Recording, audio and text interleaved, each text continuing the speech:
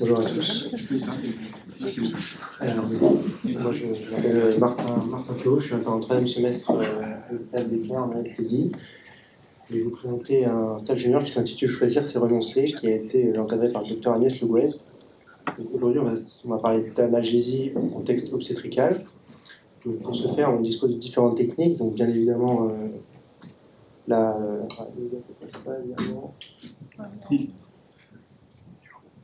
la péridurale, qu'on connaît tous, mais une technique qui nous permet aussi d'obtenir une bonne analgésie obstétricale, c'est la rachianesthésie.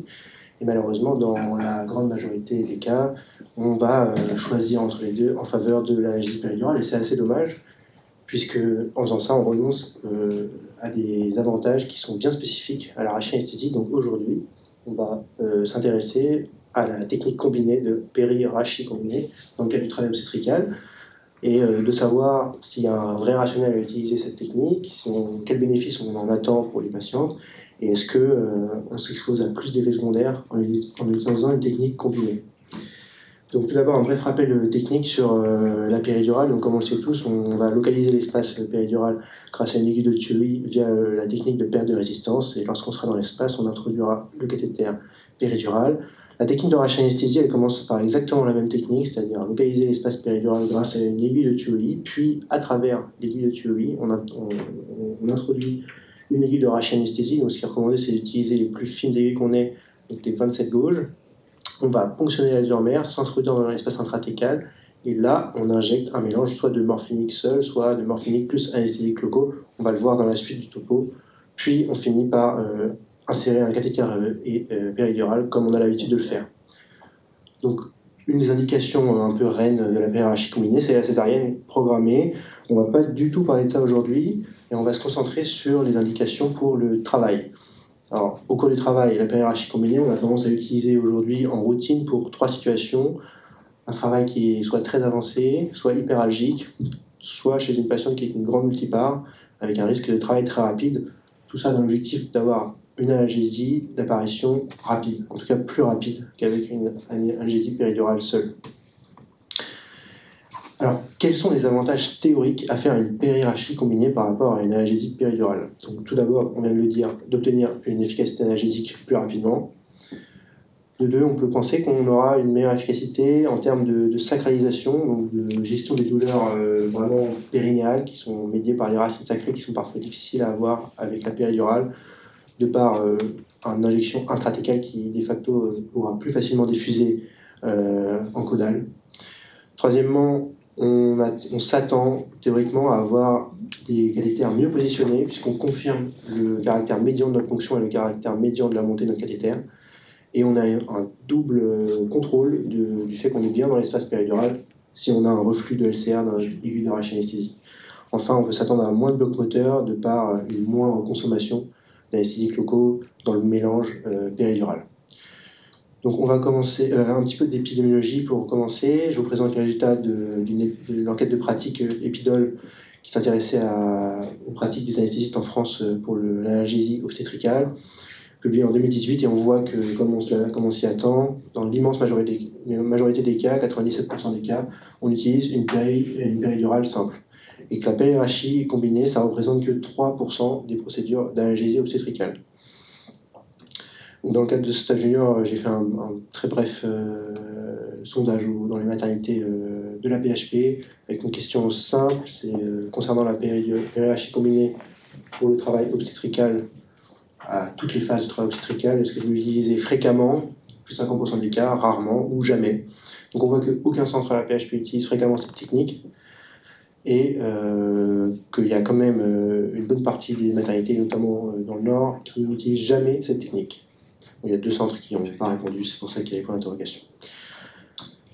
Alors, pour commencer sur les données de la littérature concernant l'efficacité analgésique, je commence avec cette méta-analyse de la Cochrane sortie en 2012, qui comparait donc techniques de périrachie combinée avec des péridurales dites modernes, avec des solutions d'anesthésiques locaux peu concentrées, donc ce qui nous intéresse, puisque c'est ça qu'on utilise aujourd'hui. Donc 2 résultats intéressants. Premièrement, le temps pour obtenir une EVR inférieure à 4, qui est plus rapide avec une périrachie combinée. de l'ordre de 6 minutes.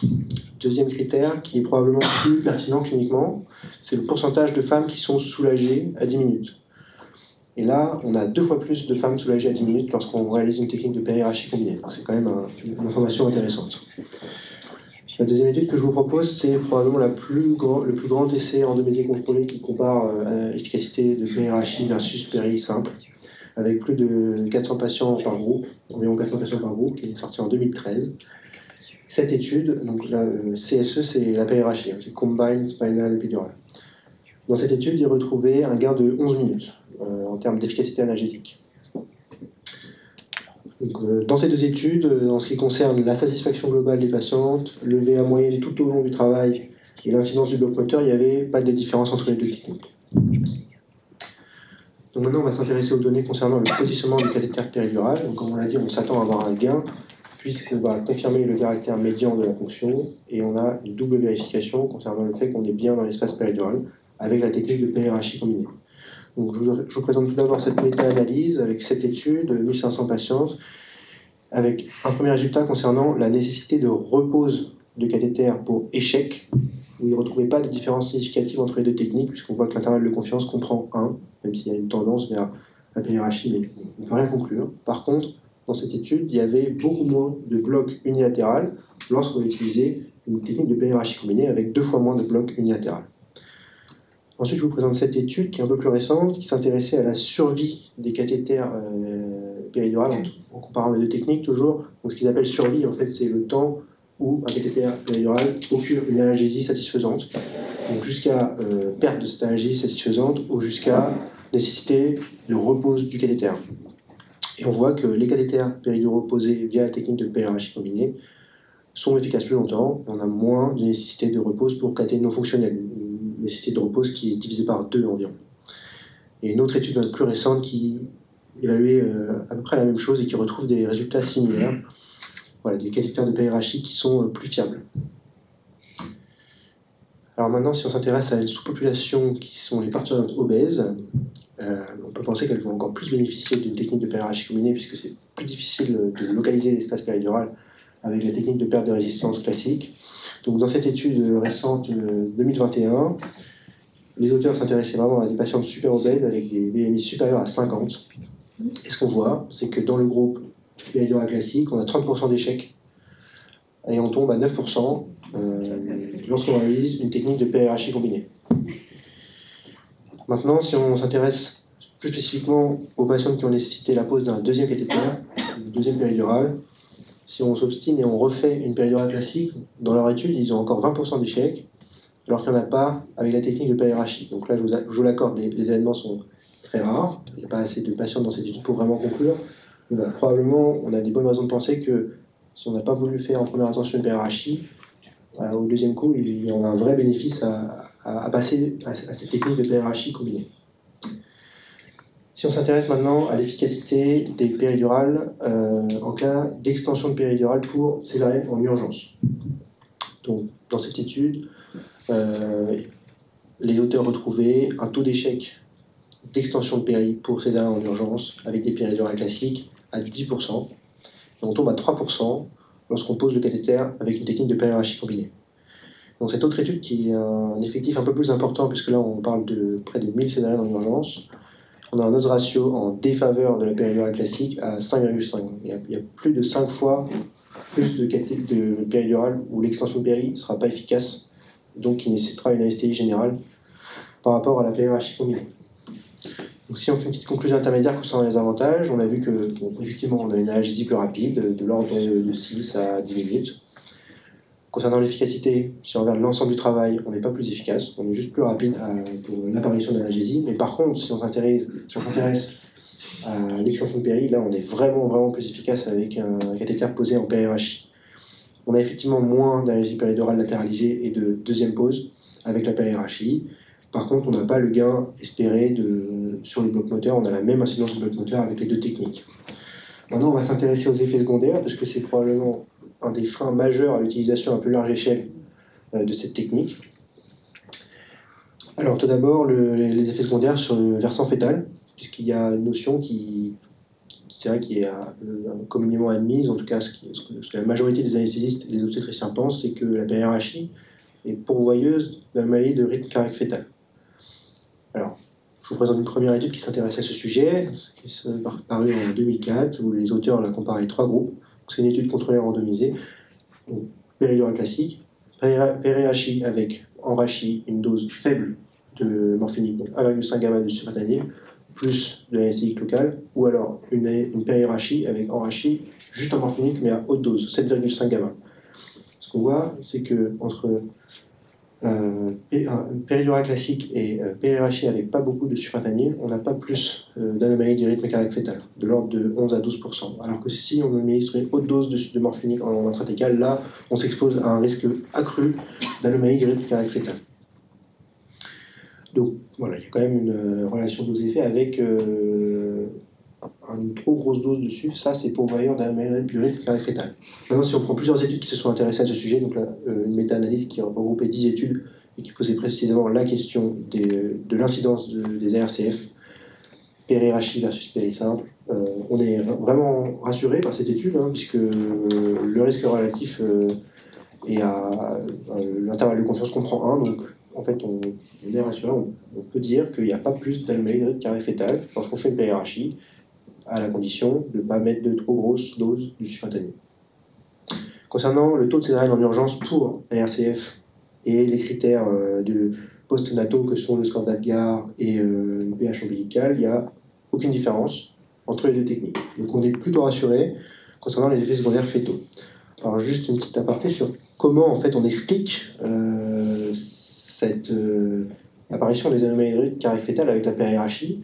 Donc on n'a pas la réponse dans son entièreté, mais il y a une des façons d'expliquer ça, et c'est la théorie qui est la plus étayée dans la littérature, c'est une théorie dite catécholamynergique. En fait, on sait que les catécholamines circulantes maternelles ont un effet tocolytique. Ça a été prouvé dans des modèles animaux depuis assez longtemps. Et en fait, ce qui va se passer, et c'est ce qui est étudié dans cette étude, c'est que lorsqu'on fait une PRHI combinée, on va faire chuter très brutalement ces taux de catécholamines circulantes maternelles. Donc dans cette étude, il faisait les dosages d'adrénaline et noradrénaline avant analgésie obstétricale et 20 minutes après analgésie obstétricale. Il comparait PRHI versus péri. Je vous invite à regarder la ligne du bas, notamment c'est pour la noradrénaline. Après 20 minutes d'une PRHI combinée, on fait chuter le taux sanguin de noradrénaline de moins 70 picogrammes par millilitre, alors qu'avec une péridurale classique, on a fait chuter que de 26 picogrammes par millilitre. Donc c'est probablement cette chute brutale des catécholamines qui fait qu'on perd l'effet tocolytique, et donc on va avoir une hypertonie utérine qui va engendrer des anomalies de rythme cardiaque fœtal. Et c'est assez bien montré dans cette étude où les auteurs, si on représente graphiquement le delta d'analgésie à 5 minutes et la probabilité d'hypertonie utérine, en plus dans cette étude c'était évalué par un capteur interne, intra-utérin, assez fiable.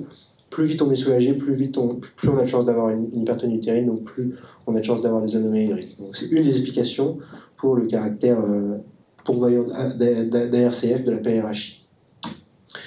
Maintenant, si on s'intéresse au retentissement maternel, concernant l'hypotension artérielle, il y a dans les méta-analyses et dans toutes les études qu'on a pu regarder avec Agnès, il n'y a pas d'augmentation significative de l'incidence de l'hypotension artérielle avec la PRHI combinée.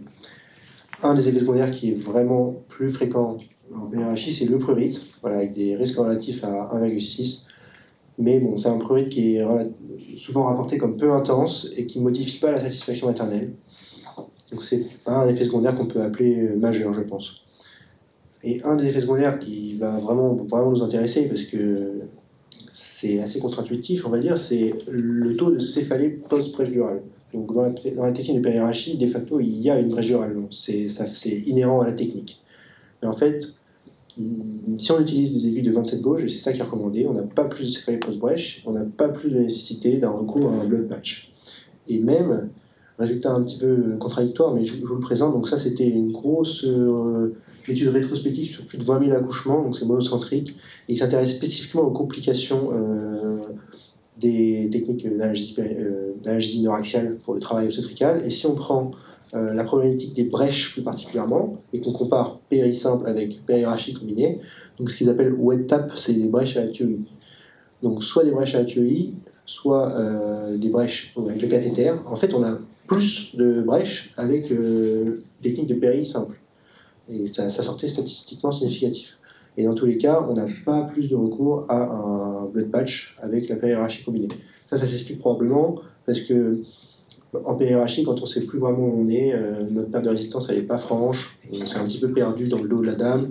Une façon simple de confirmer notre position, c'est insérer l'aiguille d'arachide. Si on n'a pas de reflux d'LCA, c'est qu'on n'est pas au bon endroit. Alors que probablement qu'avec une péridurale classique, parfois on est tenté de continuer d'avancer même si on ne sait plus trop où on est. Et là on brèche à la tuer. Alors, des complications rares mais graves, le risque infectieux de méningite, puisque forcément on a bréché la dure mère.